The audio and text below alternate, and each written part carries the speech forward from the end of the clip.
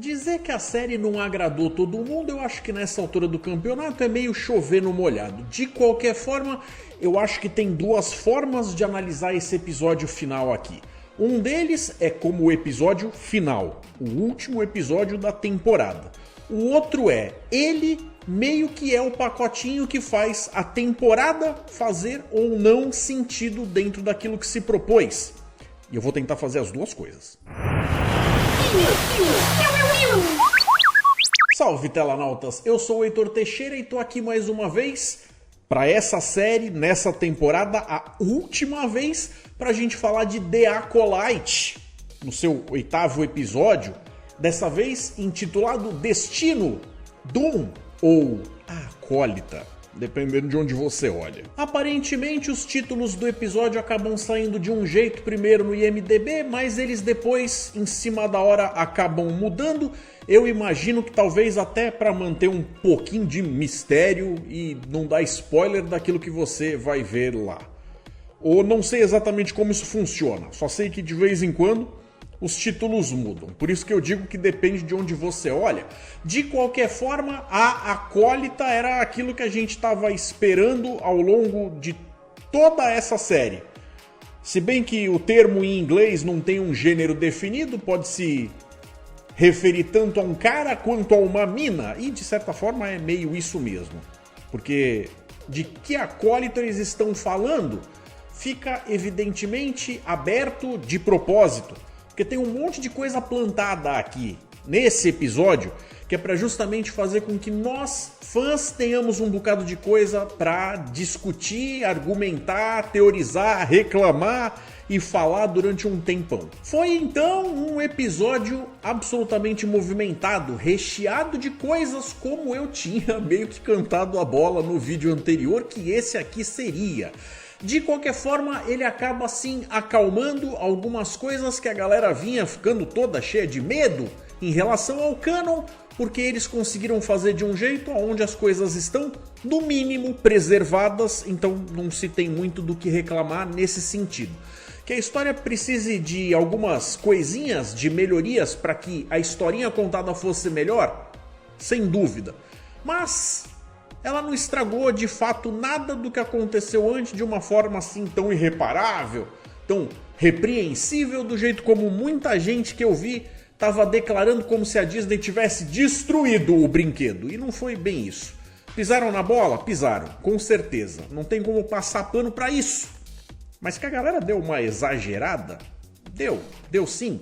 Em outras coisas, talvez as respostas dadas não tenham sido as melhores ou as mais satisfatórias.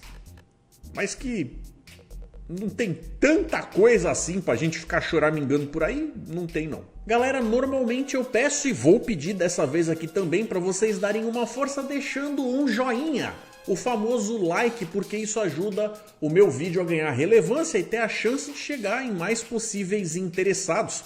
Nessas, já é bacana você que tá vendo o meu trabalho e curtindo, claro, pensar, considerar em se inscrever no canal na tela, que é um canal dessa família nerd que cresce cada vez mais, mas pode crescer ainda mais com a sua ajuda. E agora para todo mundo que já curte o canal e pensa que, puxa vida, o Heitorzinho faz um trabalho bacana, eu gostaria de tentar ajudá-lo, tentar fazer com que o trabalho desse carinha que me diverte, traz informações e tem um jeito tão divertido de falar sobre tudo aquilo que a gente gosta, que ele pudesse ter mais chances de fazer sucesso nessa vidinha internetica youtubica dele. E eu não tinha como, sem meter a mão no bolso, como é que eu podia fazer? E galera, eu tenho algo para contar para vocês. O YouTube andou selecionando uma certa quantidade de canais para um experimento, e o meu tá no meio disso aí, que agora você que curte o trabalho de um determinado canal pode ajudar a dar hype no canal. Eu andei procurando como fazer isso através do desktop e honestamente não encontrei, não sei se já implementaram, mas eu vou deixar para vocês descrito aí através do celular os vídeos que a gente tem colocado nos últimos 7 dias para os canais que são menores de 500 mil inscritos, os selecionados.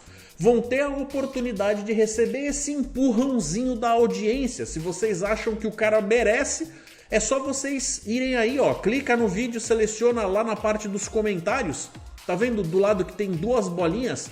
Puxa pro lado que você vai ter a opção de dar hype. Não custa nada, mas demonstra que vocês curtem o conteúdo e que vocês acham que a pessoa merece subir nas buscas e aparecer para mais gente. Então, clicando, a pessoa acaba entrando num ranking que quanto mais cliques receber, mais a pessoa acaba tendo a chance de se mostrar pro mundo.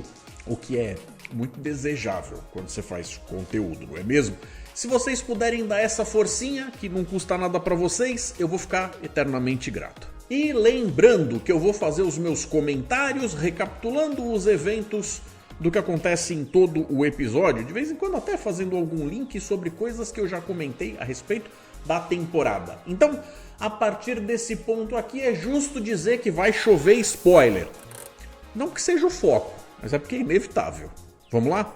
O episódio recomeça praticamente de onde parou no anterior, quase que exatamente na mesma cena, com a Osha colocando lá o tal do capacete, que funciona inclusive como uma certa privação de sentidos, deixando ela meio que sozinha com a própria força dela, parecido com aquela caverna em que o Luke entra e que outras pessoas ao longo da franquia já tiveram a oportunidade de experienciar, e parece que lá dentro a câmara de ressonância faz com que os poderes dela se multipliquem até o nível aonde se tornam inevitavelmente perceptíveis. Inclusive as características que ela trazia desde pequena, tendo ouvido as doutrinas das bruxas e tudo mais, parece que também foi amplificada, por mais que ela não ouça essas coisas, não pratique, não exerça essas coisas há mais de 16 anos, já que quando o Ukimir percebe que ela está em apuros, está começando a ser dominada por aquilo de uma forma até bastante perigosa,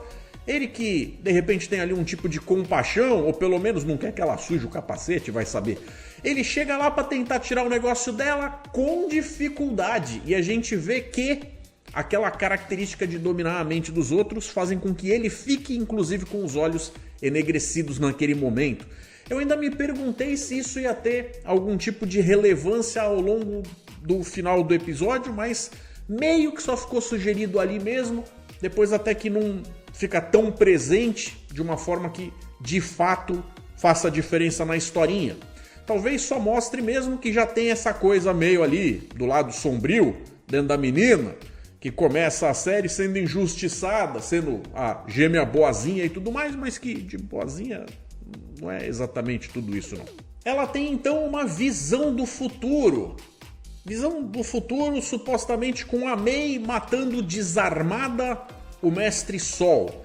E aí então, para tentar impedir a irmã de fazer isso e se sujar e aquele negócio todo, ela acaba fazendo uma aliança temporária com o Ukimir. Coisa essa que depois a gente acaba entendendo até o final do episódio.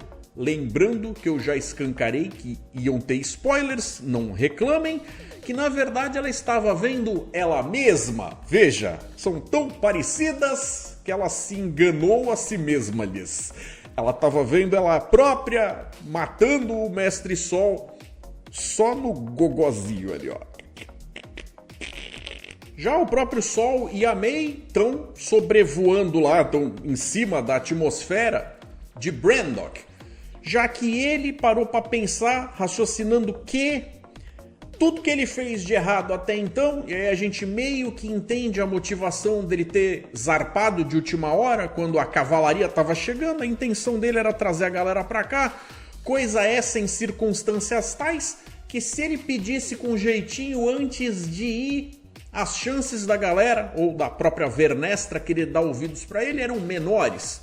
Coisa clássica de roteiro, que é melhor pedir desculpa do que pedir permissão, sabem como é. O que eu não sei se necessariamente cabe bem justamente para a figura de um Jedi. O lance todo é que esse Jedi em particular, como a gente viu inclusive no episódio anterior, foi colocado numa circunstância fora da vontade dele, a qual ele é obrigado a lidar com as circunstâncias até hoje, de uma forma que pau que nasce torto não cresce direito. Então, por mais que ele tenha assim, com o passar dos anos, aprendido a ser um mestre Jedi benevolente, carinhoso, simpático, gentil, preocupado com os outros, todo certinho e aquele negócio todo, quando o assunto é as gêmeas e as coisas que sobraram da interação de Brandok, ele ainda tá preso em fazer algumas coisas que não são necessariamente do jeito que ele queria. Ele sabe que o fato delas terem sido criadas no planeta, que já tinha sido colocado como um possível ponto de origem de uma vergência da força, revela que elas têm as características que têm, sendo feitas de uma forma artificial por uma bruxa superpoderosa que provavelmente tinha más intenções, o que justificaria as ações dele lá atrás de ter matado a mulher. Então, assim, é aquele negócio de que ele tá tentando mexer na narrativa da coisa de um jeito para justificar as cagadas do passado de um jeito que essa altura do campeonato não sei se tem muito como limpar o que tava lá, não. Curiosamente, ele começa tentando dizer pra ela: vocês nem gêmeas são. É como se ele estivesse tentando explicar que a coisa foi feita de um jeito onde a alminha passou por um processo e aí rola uma série de coisas que ele não sabe explicar, porque eu não sei nem se os roteiristas se deram ao trabalho de criar uma mecânica para poder colocar por trás ali, porque isso teria sido muito bacana da gente entender, mas a explicação de forma alguma é plena. Só que só esse lance de falar que elas não eram exatamente gêmeas poderia quase justificar o fato das atrizes mirins não serem idênticas. Quase. Porque, de certa forma, não é como se eles estivessem pegando duas pessoas e quebrando para colocar uma alma num corpo só. É como se eles estivessem, de fato, fazendo algo que gera uma pessoa de duas metades, de outra metade de outra pessoa, que uma gêmea que era metade de outra de uma e de coisa... Tudo muito complicado.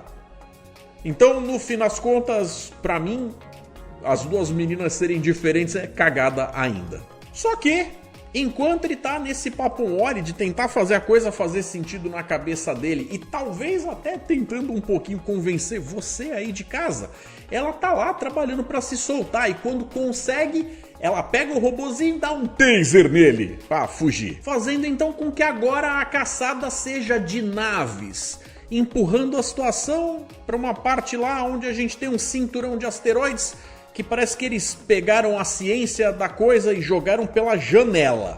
Porque um cinturão de asteroides não se parece em nada com aquilo na vida real. A galera costuma imaginar que as pedrinhas são todas muito juntinhas e tal, mas na verdade são pedras até bastante grandes e elas ficam a distâncias enormes umas das outras. Mas eles fizeram a coisa de um jeito ali onde o que vale é a beleza da cena e a diversão. Não a curiosidade de se o negócio tá certinho. Mas de qualquer forma, você tá naquela situação e você se pergunta: ok, vai ser divertido? E até que meio que foi. Mesmo tão errado. Ele tá super fissurado em agarrar ela de volta porque ele quer levar o plano dele a cabo. De uma forma até que ele começa a fazer umas coisas que você se questiona se ele tá na mente correta e sadia dele. Chegando até o ponto de que ele tá se preparando, vejam vocês, para atirar. Quem acaba impedindo, gerando uma situação lá que faz com que a nave falhe e permita que a moça fuja, é o Bessel, que nesse caso acaba agindo de uma forma mais Jedi do que ele, vê se pode. Você pode até meio que se perguntar se de fato, se o Bessel não tivesse se metido no caminho, se o tiro ia ser para destruir a nave ou se ia ser alguma coisa assim tão fora do comum, se não era um plano bem feito do Mestre Sol, que até então poderia ter o benefício da dúvida. Mas, como eu disse, essa é uma série e esse é um episódio que planta algumas coisas que eles não trabalham bem o suficiente para até o final você receber uma resposta satisfatória. Porque tem certas coisas que é legal deixar no ar, deixar a cabeça preencher, mas tem outras que não. Porque se o fã tiver que preencher, provavelmente vai preencher com raiva ou com ódio. Já não era sem tempo e em Coruscant o Senado tá começando a olhar com aquela cara de tem alguma coisa errada, tem história que não tá chegando na gente do jeito que devia e tá na hora de começar a cobrar algumas satisfações. Quando um determinado representante vai lá conversar com a mestre Vernestra. E é justamente aí que a gente vê que ela tá colaborando o mínimo possível, porque ela sabe das implicações que esse tipo de coisa vai ter para a interação dos Jedi dentro da estrutura da República, o que não é muito interessante que eles percam a quantidade de poderes que eles têm de fazer as coisas com uma certa autonomia, mas o tal do senador Harrencourt parece que não tá assim tão preocupado com isso, nem coloca os tais Jedi num patamar tão alto, que ele não se impressiona não. Ele olha para essa galera e acha que é um grupo pseudo-religioso que acaba se escondendo atrás de uma proposta para deter poder, prometendo coisas que eles não são capazes de cumprir, como, por exemplo, controlar as emoções, já que ele sabe que esse tipo de coisa é muito difícil você fazer de verdade. Você pode até dizer, mas ele sabe que as pessoas são falhas, as pessoas têm seus pontos fracos. E esse tipo de coisa acaba saindo pela culatra, num lugar onde tem poder demais com gente policiando eles de menos. O cara não tá errado, vai.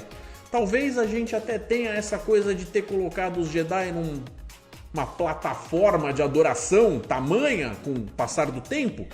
Mas a gente sabe que todo mundo precisa ser regulado, porque senão acaba fazendo aquele negócio de abuso. Ainda que não diga isso assim declaradamente de começo. Então, antes de ir embora, ele meio que deixa claro: eu não vou esquecer desse assunto não. Ele vai escalar. Lá no planetinha desconhecido, o esconderijo, o Qimir aproveita ali o ensejo para oferecer aquela mão amiga, aquela ajudinha, aquela força para treinar a Osha, que declina. Ela imediatamente olha e fala: não quero, não estou interessada, nada a ver comigo isso aí. Mas, como a gente já viu, essas irmãs são boas em várias coisas, menos em manter a palavra. Quando elas focam em alguma coisa, não é exatamente como se elas não desistissem, né? Agora, galera de casa, é exatamente nessa cena que talvez esteja a parte mais interessante e mais desperdiçada de toda a temporada, já que a gente vê que os dois não estão sozinhos e observando eles das sombras, de dentro da caverninha, tá lá aquela figura que eles podem até depois não querer se comprometer, mas era o Darth Plagueis, galera. Era o Darth Plagueis. Então o que acaba acontecendo? Se muito da história podia ter girado em torno justamente desse cara, que seria imediatamente o foco de colocar graça nessa série, e eles deixaram ele para uma apariçãozinha tão besta assim, que talvez estivesse ali para ser melhor colocada e trabalhada numa futura temporada ou outras temporadas. Se eles fazem uma série que não chega a agradar tanto assim, as chances de ter outras temporadas diminuem, e aí talvez o cara fique reduzido ali a uma mãozinha na pedra, dando uma olhadinha no que está acontecendo, que a maior parte dos fãs que chega desavisados não vai nem ter entendido o peso que essa cena teve. Já que a gente está falando de uma série que se passa basicamente uns 100 anos, arredondando ali, antes da Ameaça Fantasma, sendo que a gente lá vai ver a ascensão do Palpatine, tendo a oportunidade de se tornar o Imperador Malvadão, o Sith, que agora não vai ter ninguém para derrubar ele, que ele inclusive consegue fazer a coisa se tornar legalizada. O lance todo é: antes dele teve um outro cara, também cabulosão, e antes desse cara teve um outro cara, o Tenebros. A parada toda é que seria muito interessante a gente ver essa passagem de bastão até chegar lá. Mas o Qimir, a gente nunca ouviu falar na vida. Que tenha existido um outro aprendiz antes do Palpatine, já que nessa determinada época ele nem era nascido, ok. Mas a gente não focar no cara mais cabuloso quando a gente tem a oportunidade, parece uma tremenda oportunidade perdida, não parece não? Na superfície de Brandok, finalmente a gente vê o Sol indo atrás da May. O lance todo é: planeta com uma superfície tão grande e ela tendo caído num pouso forçado depois de tudo que aconteceu lá nos cinturões de asteroides, e ela acabar caindo tão perto de casa, do lugar onde ela foi criada, até acontecer a pataquada toda e ela sair daí, que nem explicaram direito como é que ela conseguiu sair desse planeta, se achavam que de repente nem tinha gente lá, Mas tudo bem, não é esse o ponto. O lance é que as conveniências para fazer com que as coisas acabem se afunilando, às vezes não tem nenhuma sutileza. Lá no Templo Jedi a gente vê que a mestra Vernestra está cuidando dos detalhes de todos os assuntos que sobraram da última conversa dela com o senador, que com certeza vai gerar um bocado de burocracia. E ela tem que inclusive escolher as palavras que ela vai usar para poder fazer com que as coisas todas aconteçam, para não dar mais caquinha do que já deu até então. O lance todo é que essa história, que meio que tá sendo acobertada, tá ficando feio pra cara dos Jedi, não é só uma coisa que tá ficando ruim do ponto de vista político, já que ela é uma coisa indesejável do próprio ponto de vista da ordem. Sendo que quem tá lá também deveria querer cobrar explicações com certeza. Não é simplesmente como quando nós fazemos e pisamos na bola, é só a gente esconder dos outros que tá tudo bem. Não, esse tipo de coisa de fato não deveria acontecer. É por isso então que ela chama uma galera. Há vídeos atrás eu tinha comentado que isso era uma possibilidade, que de repente quando ela fosse para ir caçar a galera, de fato que tinha diminuído a quantidade de gente, depois de todas as mortes que aconteceram lá na mão do Qimir e tudo mais, a gente ia acabar inevitavelmente vendo a coisa se passar com o próprio Sol, com a Osha, com a Mei, com o Qimir, com aquela pouca galera que sobrou.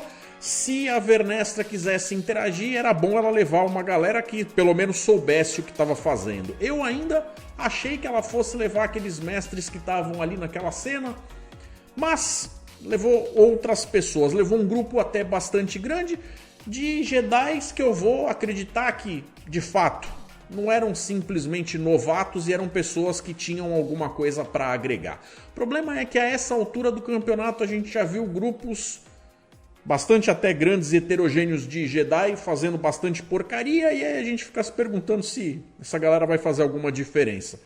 Não por incompetência do grupo, mas por incompetência dos roteiristas mesmo.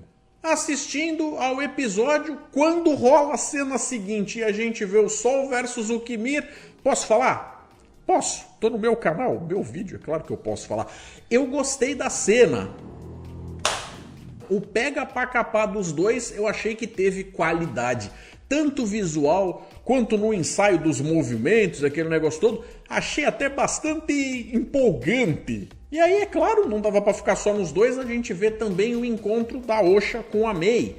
Sendo que essas aí tem sim coisas para conversar, a Mei tem lá uma série de coisas para poder tentar explicar para a irmã, falando a respeito do ponto de vista dela, dessa vez ali mais calma, mais tranquila, tentando escolher as palavras e tudo mais.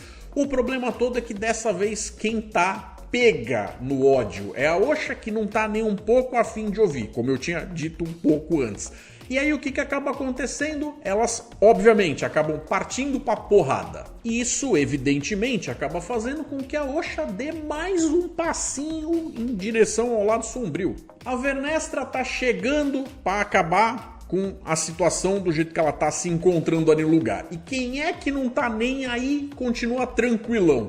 O Qimir. O Sol, em um belo movimento, acaba destruindo o sabre do Qimir, o que naquela hora eu nem achei que foi assim a coisa mais inteligente que ele podia ter feito, porque seria muito bacana que quando o resto da Jedaiada chegasse, encontrasse um cara com um sabre vermelho e pudesse falar: ele, ó, é esse cara aí que tá ferrando tudo, que tá articulando as coisas e tal. Tem uma outra situação aqui acontecendo, ó, ele que tava lá, matou os Jedi que estavam no outro planetinha lá que a gente foi e tal, peguem ele, aquele papo todo, mas na hora que ele estourou o sabre do cara, a primeira coisa que eu pensei foi mais um jeito deles sumirem com um Sith e ele não ser citado pelos próximos 100 anos. Nessas, a Mei chega e acaba inclusive impedindo o Sol de fosse lá o que ele fosse fazer com o Qimir.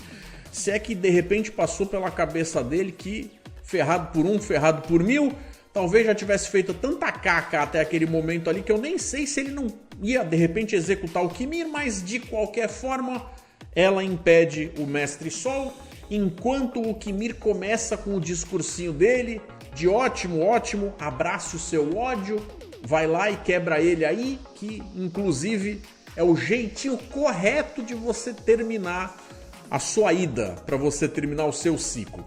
Inclusive o fato de que ela vai fazer isso desarmada, que seria justamente aquela coisinha que é o pontinho diferencial para a pessoa fazer isso e abraçar o negócio de ir pro lado negro.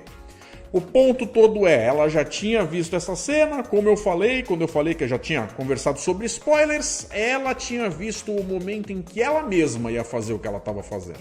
Todo esse discurso do Qimir, na verdade, ali me pareceu até bastante parecido com o que você esperaria de um Sith, apesar de ele não ter se comprometido com o fato de ser um, e eles terem tentado deixar isso meio que ambíguo durante toda a temporada. A galera chegou a fazer lá algumas especulações de que talvez isso se tratasse na verdade de um Cavaleiro de Ren ou alguma coisa do gênero, mas, mais uma vez, como eu falei, a série planta uma série de coisas, mas ela se compromete com muito poucas, sendo que são justamente as coisas que a gente queria que ela se comprometesse e que iriam fazer com que ela se tornasse uma história excelente dentro do universo de Star Wars. Então nessas a gente vê que o roteiro tenta, de forma bastante danadinha, fazer uma espécie de plot twist ali, aonde meio que ela fala, não, eu não quero me vingar dele não, eu quero na verdade é que ele seja preso, eu quero que ele confesse os crimes dele e que ele pague, que a galera fique sabendo o que aconteceu e que essas coisas todas venham à tona. Ela quer lavar a alma com a verdade. O problema todo é que a gente sabe que não é isso que acontece, porque a gente já viu o que acontece. O Sol, que estava todo cheio de vontade de contar o que tinha acontecido para Osha há muito tempo e não tinha tido a oportunidade. Dessa vez o que ele faz é tentar dizer para ela justamente o que ele estava tentando contar para outra irmã, que é o lance de que elas nem são gêmeas, que elas foram criadas de forma artificial usando a vergência da força. E ele tenta repetir aquilo tudo que a gente já está sabendo a essa altura do campeonato. O problema todo é que ele fala essas coisas todas justamente na frente do Qimir. O que, se até esse momento não era uma noção que já tivesse tido a oportunidade de chegar no Sith, ou no próprio aprendiz, ou o seu mestre, aquele negócio todo do lado sombrio, dessa vez, se não tinha tido a oportunidade, teve, porque o cara já ouviu o que precisava ouvir. O que justificaria justamente o Palpatine saber dessas coisas naquela conversa que tem com o Anakin lá na ópera. O ponto todo do porquê que esse cara deixou tudo acontecer do jeito que aconteceu até hoje, segundo ele, é que sem a Mei, que ele acreditou que tivesse caído para sua morte, era impossível mostrar para o conselho, para os outros Jedi, que tinha acontecido esse negócio da divisão artificial com o uso da força e a vergência para criar as gêmeas. Então ele meio que até ficou quieto para justamente não rolar o processo oposto de ele soltar alguma coisa que fosse vista como abobrinha, que talvez fosse destruir a forma como os outros encarassem ele. Tava errado? Tava, mas meio que explica. Ou seja, a intenção dele por trás de toda a situação pode até ter sido boa, ter sido nobre, aquele negócio todo, mas quanto mais ele fala, mais a Osha se emputece. Nessas, ela mata ele com um Force Choke, bem parecido com aquele que a gente está super acostumado a ver o Vader fazendo. E enquanto isso está acontecendo, enquanto ela está quase que saboreando ali o lance de estar fazendo aquilo, já que ela até tinha pensado em ir por outro caminho, mas quando chega nesse determinado momento ela se deixa levar pelas tais emoções, as mesmas emoções que o tal senador tinha falado para Vernestra, que ele sabia que era difícil de uma pessoa conseguir controlar e tudo mais, é que a gente vê a cena que dá a dica pra gente, justamente do cristal do sabre sendo tingido com vermelho. Então, quando ela de fato ativa a lâmina ainda fica brigando entre o azul e o vermelho, até que o vermelho vence e meio que faz aquele se tornar um sabre totalmente vermelho, e é aí que ela nota o caminho que ela está seguindo a partir desse momento. Quando a Vernestra e a patotinha dela chegam, primeira coisa, quando ela pisa no solo, ela automaticamente tem uma conexão que ela se liga que tem alguém ali, como se ela estivesse farejando com a força. Uma presença muito conhecida, muito familiar, no qual ela imediatamente reconhece o Qimir. E aí fica aquele negócio de que eles têm uma ligação, porque no passado ela era mestra dele, né? Coisa essa então que imediatamente ao perceber que tem alguém do outro lado da linha, ele coloca o capacete mais do que rapidinho para conseguir ficar stealth e fugir. As duas irmãs, vendo o que vai acontecer, também se juntam. Apesar de elas terem tido as rusgas delas, tudo aquele negócio, ainda são irmãs e tem aquele negócio do carinho do coração. Então elas se juntam e vão juntas embora. A patotinha CSI Jedi, quando chega, começa a observar tudo em toda a volta, todo o entorno do lugar, até que eles encontram o corpo do Sol, mas não encontram nenhum vestígio de um ser. Ou seja, como justamente essa noção não vazou, não escapou, ninguém deixou registrado em lugar nenhum, foi aquele negócio da galera ter ficado com muito medo deles estarem sujando o canon, mas como existiam N outras explicações, podendo inclusive ser Jedis que meio que pisaram no tomate, peidaram na farofa e estavam fazendo o que não devia, eles automaticamente não vão aventar a possibilidade de um inimigo que meio que em teoria está sumido há 1000 anos, não ia necessariamente ser a explicação escolhida de quem é que estava atacando, não é mesmo? No entanto, como ainda sobram perguntas e tem que ter algum culpado, essa galera vai procurar o quanto precisar e até onde puderem para encontrar alguém que possa trazer essas respostas. E no caso, elas, as gêmeas. As irmãs estão lá felizinhas embaixo da árvore amarela, que não sei se ficou óbvio, mas para mim deu a impressão de que era o ponto da tal divergência. O que acaba acontecendo é que elas estão lá meio que comemorandinho o lance do eu te perdoo e aquele papo todo, quando o Kimir meio que ressurge, trazendo ali naquele momento a voz da razão, naquelas de, olha, suas panaca, se eu encontrei vocês, eles também podem. Então a parada é a seguinte, é isso que vocês querem da vida? Vocês querem passar o resto da vida fugindo? Vocês querem passar o resto da vida numa situação dessas, depois de tanto sofrimento que vocês já tiveram e tal? Quando elas olham meio com aquela cara de, mas e aí, o que a gente pode fazer? E ele sugere o lance de que, olha, o que eu posso fazer é apagar a memória dela, no caso da Mei. Ou seja, a partir desse ponto, a Osha meio que já tinha dado todos os passos em direção ao lado sombrio, meio que fala, olha aí, se tu fizer isso, não vai ter como ela ser incriminada, se eles pegarem ela, eles vão ter que ser benevolente, aquele negócio todo. Comentários esses que não estão no episódio, sou eu que tô falando pra vocês que tava subentendido lá, beleza?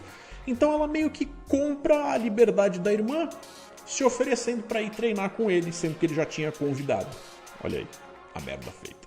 E aí se você se pergunta, por que as duas não se entregam? Que é uma boa pergunta, diga-se de passagem. É porque fica aquela noção de que se elas forem de fato encaradas como sendo uma atrocidade que foi feita por bruxas, distorcendo os funcionamentos da força numa vergência para criar vida artificial de uma forma que é entendido que seria absolutamente poderosa, a força e a manipulação que essa pessoa tem da força num local desses, que meio que fica subentendido que o destino delas, ou da Osha, seria igual da mãe delas, que é esses Jedi que estão aí, ou outros, escolheriam pela sua execução.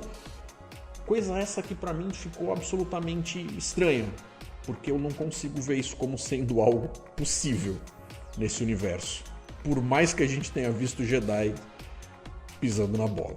Mas, de qualquer forma, parece ser um argumento que convence as meninas e faz a coisa acontecer. Ou seja, se o mérito não foi do roteirista, pelo menos foi da lábia do Kimir, de fazer a mocinha vinculado dele.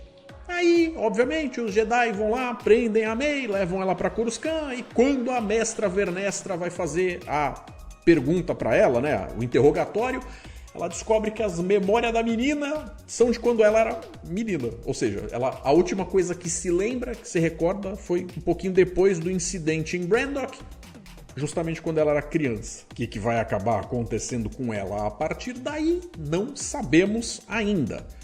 Mas, em teoria, deve significar que a pena dela deva ser, no mínimo, bastante reduzida e que ela deva passar por uma ajuda humanitária, social, de alguma forma. Então, ela, a mestra Vernestra, vai lá dar as explicações dela pro pessoal do Senado, já que estava bem evidente que esse momento estava chegando, que ela ia ter que passar por isso de alguma forma. E aí o que a mulher faz? Vai e com o maior peso no coração acaba aceitando, escolhendo fazer o que o grupo cagado dos Jedi que fizeram merda fizeram. Ou seja, ela coloca na narrativa dela a culpa toda em cima do Mestre Sol. Porque ela sabe as implicações que essas coisas teriam se fossem divulgadas de forma crua para esse Senado que está tentando cortar as asinhas do Jedi.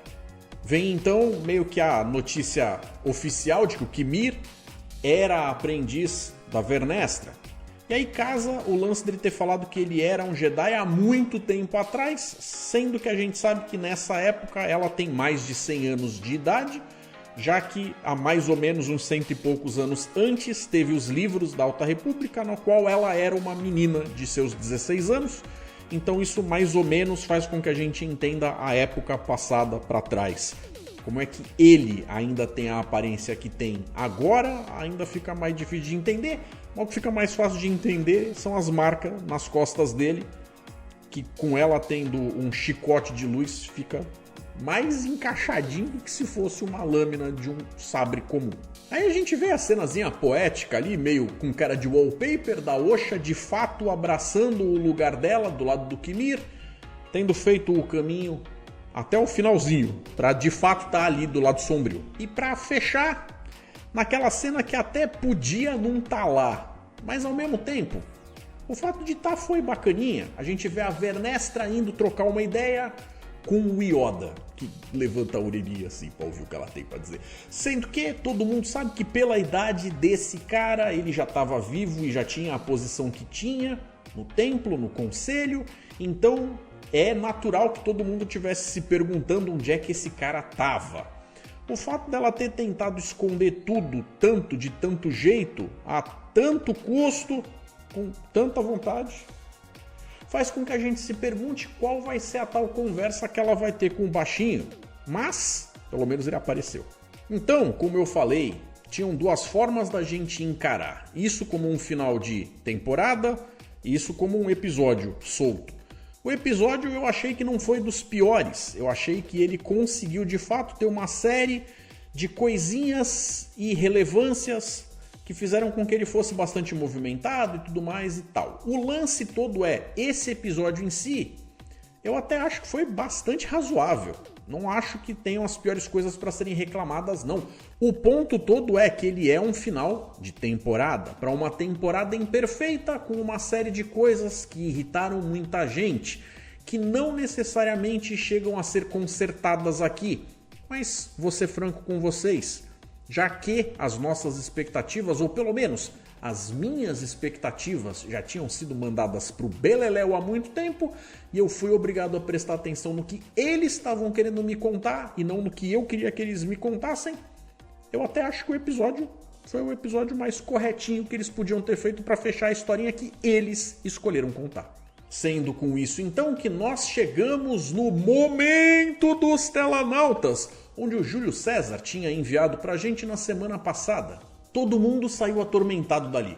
O Sol, o Padawan da Indara, o Wookiee, que inclusive deve ter ficado com resquícios da invasão mental das bruxas pelo resto da vida, o que explicaria os desenhos na casa dele. E se os Sith estão nos fazendo olhar para o outro lado e a verdadeira mestra desse tabuleiro for a Indara, que simulou sua morte? Pois é, Júlio, veja você.